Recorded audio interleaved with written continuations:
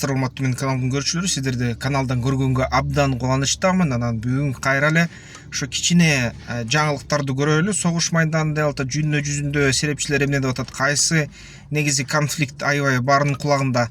Суданда аябай чоң мындай кагылыштар болуп атат. Суданда өзгөчө мындай гуманитардык кризис, ал боюнча эч ким жазбай эле, эч кимге кызыксыз да, анткени чоң дүйнөлүк массалык маалыматтар, каражаттар ал жөнүндө унутуп калгандай да. Так ушундай эле Газада дагы согуш уланып атат. Ливанда соккулар мындай тынбай атат. Мындай айтканда бүт дүйнөдө акырдан ушундай нерселер болуп атат. Баягы Түштүк Америкада да өзүнчө, Бразилияда да мафия менен полициянын ортосунда согуштар тына элек. Так ушундай эле Эквадордо тынбайт экен го, такыр эле эч кандай мындай кагылыштар. А бирок баары бир баягы эле ошол Украина менен Орусиянын ортосундагы болуп аткан кагылышты алат. Ага боюнча көп көңүл бурат, анткени бүт баягы бизнес ушул жерде да, мындай айтканда. Бүгүнкү күнү эмне болуп атат ал жерде карасак, бүгүнкү күнү негизи Украина Грим деген, же болбосо күн күркүрөө деген өзүнүн куралын жаңы мындай тартуулады элге. Орусияга кандайдыр бир коркутуу мындай сүйлөшүүлөр, тынчтыкка чакыруу максатында. Ал Грим деген куралы эмне экен? Бул деген баягы эле көп жолу Орусиянын пабликтеринде Ukraina.u колдонуп атат десе эч ким ишенбей койгон. Ukraina.u калган жок деп бизге чалгын кызматтар айтып атат деген орустардын баягы маалыматтык каражаттарында. А бирок .u үчүн эле ошого окшош ракета мурдатан бери эле ошо колдонуп келатыптыр. Бул деген Грим дейт. Бул деген ошол Искандердин мындай кандайдыр десе жиени болуп калат да. Искандер деген Орусиянын ракетанын түзү так эле ошондой, массасы ошондой, характеристикалары окшош. 600 километрге учат, жарым тонна жардыргыч зат алып келет. Анан баллистикалык траектория менен учат. Бул эмнени билдирет? Бул деген бул ракетаны кармап алыш аябай кыйын болот. Кинжалдын өзүнө деле окшош, мындай айтканда. Баягы Искандер М деген кинжалды. Анан ошол негизи Украина жарыялап аны айтты. Ошо Украинага чоң сокку бергенден кийин дүйшөмбү, анан эмки күнү, жекшемби күндөрү дагы биз деген ошо силерге жооп беребиз, биз өч алабыз. Бизде ошол Поляныция деген ракета бар, ракета дрон. Анан ошол Грим дагы бар деп туруп, анан жакында ошо бүт Орусиянын энергетикалык инфраструктурасын кырабыз дейт. Кошумча дагы Орусия менен инфраструктура кырбастан борбор шаар калаларына да согобуз дейт. Петербургка дагы, Москвадагы да согобуз дейт. Анан акырындап уже жакында Туланын аэропортуна да согушту дрондор менен. Анан акырындап дрондор менен согуп баштаганда аябай байрактар ТБ2ге окшош. Баса менден көп комментарийден сурашат, Украинада байрактарлар эмне болду, кайда деп. Бүгүнкү маалымат боюнча байрактарлардын мындай бүгүнкү күнү согуш майданына бул деген штучный товар деп эсептелинет. Түркияда жарымын берет, жарымын бербейт. Бирдемкесин сатат, бирдемкесин сатпайт. Бирок Түркия мотор сич менен иштеп баштаганда, акырындап баягы байрактарды бере баштаганда, булар деген Түркиянын лицензияларын алып, байрактарга эки тамчыдай окшош лютый деп аталабы, мындай кардуу деп которулат, ошондой дрон жасай баштады. Байрактардын так өзү да. Анан негизи биринчи алынган байрактардын ресурстары бүттү. Кээ бирлери ПВО менен уруп түшүрүлдү, кээ бирлери ретранслятор болуп, жана ошол атайын разведкада иштеп жүрүшөт, немистердин дрондору менен кошо. Бирок негизи байрактар анча кеңири колдонулбай калды. Анткени байрактарга дагы баягы атайын орто дистанцияда атуучу ракеталар да колдонула баштады орустар тараптан. Демек, ошо байрактарды колдонуп тура эмес, ошон үчүн байрактарды калган бүгүнкү Украина армиясында колдонулуп аткан байрактарды булар ретранслятор кылып иштешет, колдонушат. Башка ракеталар дрондорун карасак, эгерде ошол лютийлерин карасак, лютийлери барып атышат. Жакында эле ошол жумада 2 күн мурда Ростовко чейин учуп барды, 1800 километр учуп барып туруп, МиГ-31 деген стратосферага уча турган жана ошол Искандер М же болсо кинжал деген ракеталарын бооруна алып туруп, аны менен баягы аткан. МиГ-31 бир нече бир учагын бул тастыкталды, дагы канча учагы тастыкталып элек.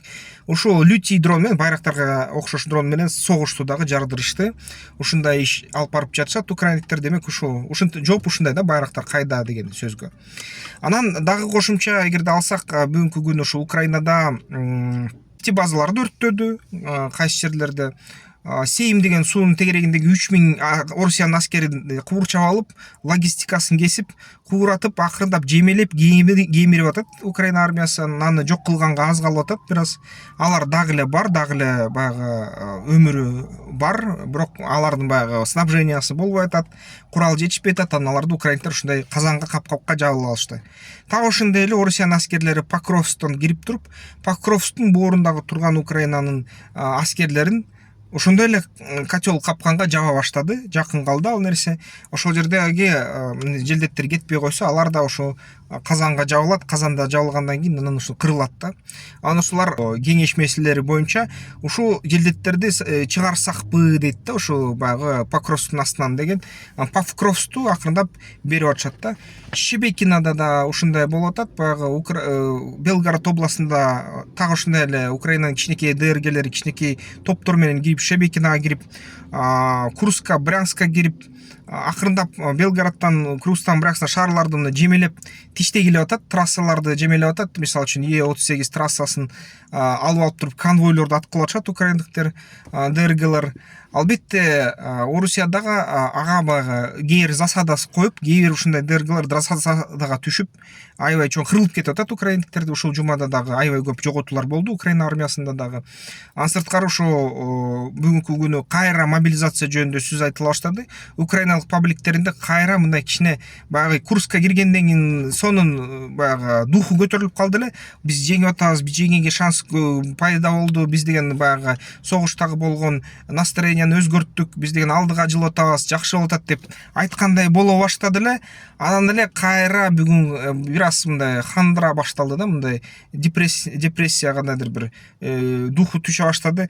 Покровскдон жеңилип атабыз, ошол Шебекинадан засадага түштү биздин ДРГ группаларыбыз. Ресурстар жетпей атат, мобилизация жетпей атат, аскерлер жетпей атат деген сөздөр көп угулуп атат.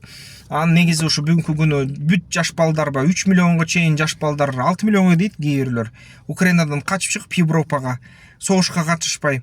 Анан бүт согушта азыр ушул 40-50 жашар адамдардын, балдар, эркек аялдардын мындай далына жүктөлүп атат дагы. Алар барып ушул баягы согушту көтөрүп атат да. Андан алардын бирок даярдыгы жакшы эмес. Мобилизацияны үйрөтүү узак болуш керек болчу, узак болбой ушундай ал группалар дагы ушундай атат. Бир четен дагы Орусиянын каналдар айтып атат, Украинанын могул азыр ыйламсырап баштаганы, бул деген балким бизге кайра ошо атайын ИПСО деп атат да. Балким буларда дагы кошумча резервдер бар.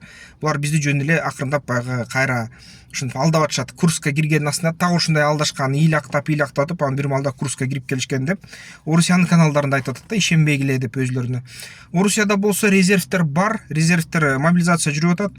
200 миңге жакын жаңы мобилизант бар, бирок алар көбүнчө баягы срочниктер, срочниктер арасында контрактниктер, срочниктерди контракттарды жаздырып ушинтип контрактник катары согушка катыштырганышат, өзүнүн ички мыйзамын өзгөртүш үчүн.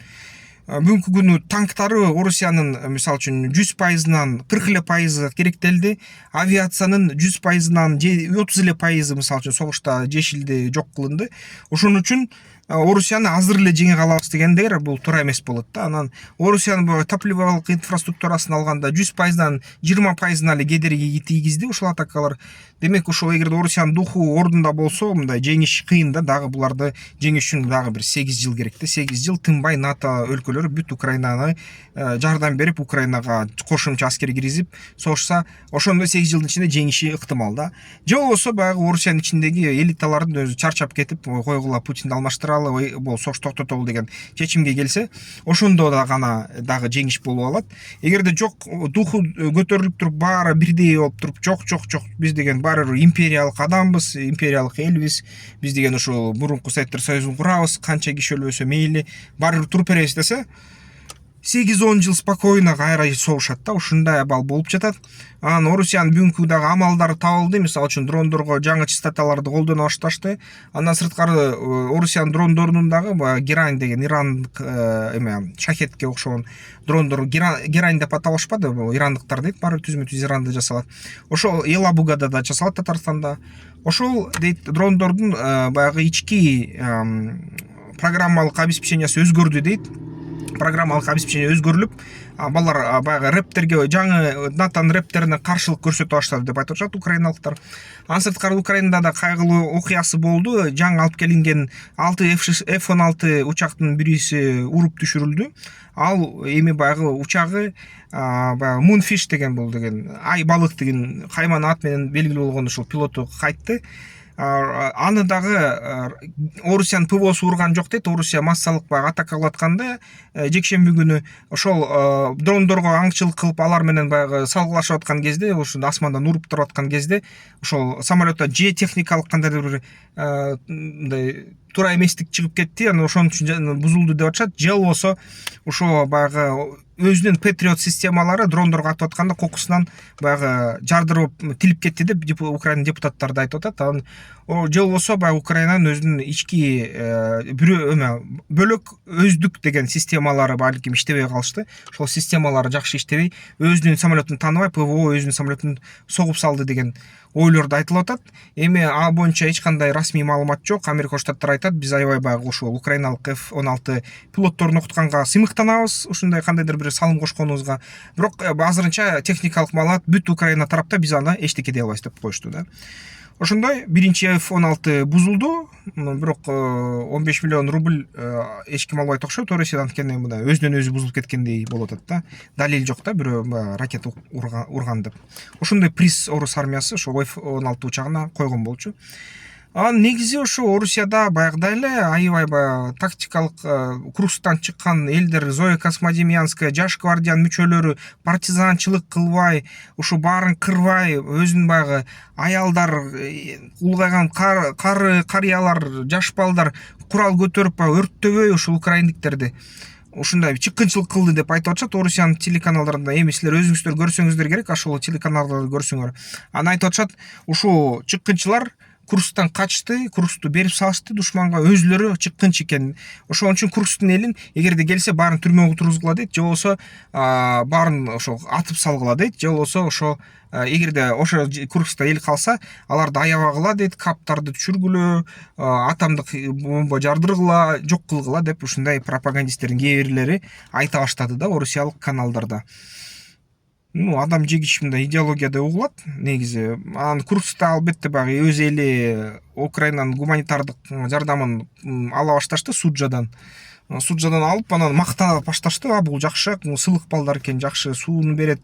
Бизди баягы атып салган жок, эчтеке кылган жок. Биздин желдеттер кандай кылмак билбейбиз, бирок ушундай деп, ушундай сөздөрдү айта баштады да. Мына акыркы жаңылыктар ошондой. Анан азыркы убакта Москва менен Петербургка соккулар күтүлүүдө Украина тараптан. Дагы Украинанын резервтери азайганы байкалууда. Азайганын аркасы менен азыркы кездерде ошол кайра эле Украина жеңет же Орусия жеңет деп айтыш кыйын. Украинанын иши дагы эле чатак. Орусиянын өз ичинде мындай баягы кандайдыр бир стабилдүүлүк эмес, кандайдыр бир мындай бир ойлонуучулук, бир дух мындай бузулгандай сезилип жатат. Эми баягы генералдар түрмөгө тургузгандан кийин генералдардын өчү болушу мүмкүн деп айтылууда. Анткени генералдар деле мисалы үчүн ага макул эмес болчу эч кандай соттолууга. Анан ошо бир четинен ошо коррупция, ал системадагы Орусиядагы коррупция Украинаны көп тарабынан мындай сактады деп айтууга айтсак эч жаңылышпайбыз да. Ошол жаңылыктар ушундой. Акыркы жаңылыктар Украина боюнча, Орусия боюнча ушундой. Дүйнө жүзү боюнча Судан боюнча дагы бир даярдайбыз го бир күнү. Анан албетте ал боюнча мындай маалымат кызык биздерде көп серепчилер бизде айтпайт. Кээ серепчилер айтса дагы аябай Орусиянын тарапты тартып айтышат. Ошол бүт мен кыргыз ютубун карасам, жалаң Орусияны колдогон каналдар аябай тирүү экен да, аябай кыйын иштешет экен. Тынбай күндө бирдемкелер чыгарыпчы. Мен дегенде ошол тең салмактуулукту кошуп коеюн. Эми Украина менен НАТО тарабындагы, анан Орусиянын тарабындагы үч тараптын пикирин, оюн бир көрсөтүп коеюн. Тең салмактуу кылып. Эгерде Украина же НАТОго тартып кеттин десеңер, бул мен эмес, бул деген азыркы технологиялык фактылар ушундай да. Батыш өлкөлөрүнүн технологиялары азырынча Орусиянын технологияларынан өйдөрөөк. Башкасын айтса дагы Орусиянын технологияларын %99 батыш комплект батыш запчасттар технологиясы менен жасалган да. Ошон үчүн эгерде мен ушундай технология боюнча жаңылыктарды айтсам, ким кандай жеңип атат, демократия кандай жеңип атат, ошо кичине демократиялык өлкөлөргө кичине жүрөгүм тартып кетсе, туура көргүлө. Мен калысмын, бирок мен демократияга көп тартам да. Биздин өлкө мисалы үчүн Борбор Азияда, ортодо ушул мамлекеттер арасында, диктатуралардын арасында жалгыз бир демократия да. Өзбекстанда демократиялык жолго түшүп баратат. Ошо Өзбекстан, Кыргызстан экөө жалгыз бир демократия болуп атабыз да. Ушул 15 өлкөнүн ичинде, ортосунда. Демократиянын бир жакшы жери инновация алдыга жылыш үчүн, технология алга жылыш үчүн эркин ойлонгон адамдар керек да. Ошону ойлонгон адамдарды демократия жасайт да. Ошон үчүн мен инновация үчүнмүн, технология үчүнмүн, кыргыз эли үчүнмүн биринчиден. Ошон үчүн мен ушул кыргыз элинин демократиясын аябай баалайм.